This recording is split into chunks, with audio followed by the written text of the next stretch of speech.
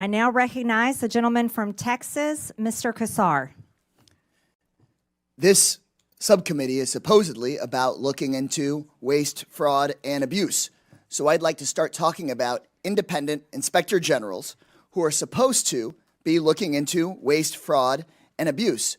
Mr. Talcove, do you know how many inspector generals at agencies that were investigating Elon Musk's companies have been fired by the Trump-Musk administration? No. It is 5. Ms. Royal, the Inspector General of the Department of Labor had 17 open investigations into Tesla and SpaceX. Do you know what the Trump-Musk administration did to that Inspector General? No. They fired him, and I think you all know.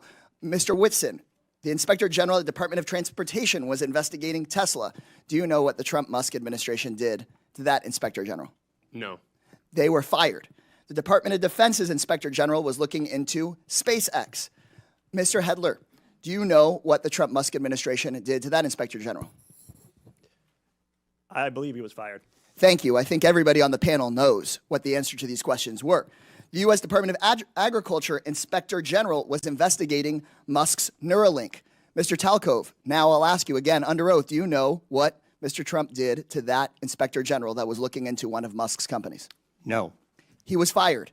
The Inspector General at the EPA was repeatedly taking on Tesla.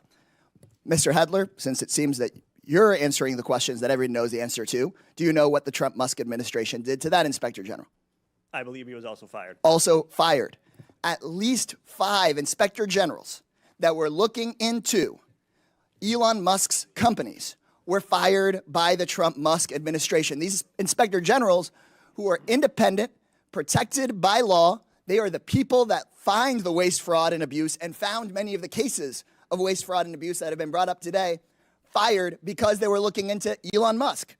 At the NLRB, the National Labor Relations Board, which is supposed to protect workers from getting their unions busted by folks like Elon Musk, made functionally broken by the so-called Department of Government Efficiency that really is the Department of Government Efficiency for Elon Musk, not for you. They are trying to shut down the Department of Education, the Department of Labor. You know what Elon Musk doesn't seem to be looking into? His own contracts.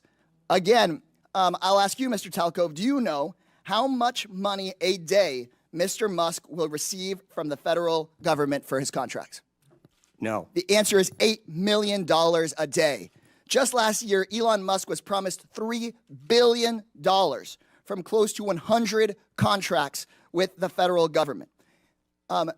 Ms. Royal, do you know how much the average person in this country who survives on Social Security, one of our seniors who's worked their entire life, about how much they have to survive on a day? I do not. $65 a day. We're not looking into Elon Musk's $8 million a day.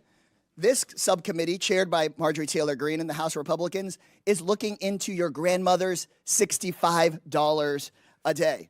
Let me be clear.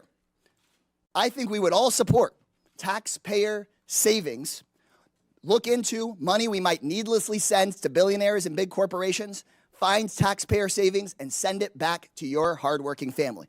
But instead, what House Republicans and the Trump-Musk administration want to do is they want to look into your kids' lunch money, your kids' teacher's salary, into your grandparents' Social Security. They want to take that money and give it out in billionaire tax cuts, and they're talking about that in committee tomorrow, in Budget Committee tomorrow. They just released their plan.